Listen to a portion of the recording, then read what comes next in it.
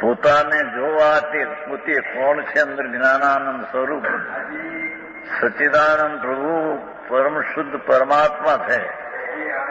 એ આત્મા અંદર પોતે પરમ આત્મા એટલે પરમ સ્વરૂપ છે. અંદર દેહમાં આત્મા છે એ તો પરમ સ્વરૂપ પરમાત્મા છે.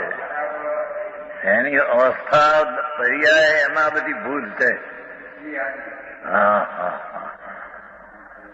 પછી કે કેમ દેખાતો? પણ હું કેટલાક કહે છે પણ હું નથી, મને દેખાતો પણ હું નથી એવું કઈ સત્તામાં હું નથી નો તે નિર્ણય કર્યો.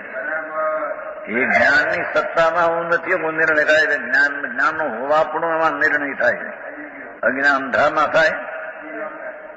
હું નથી, ક્યાં કીધું કે હું છું?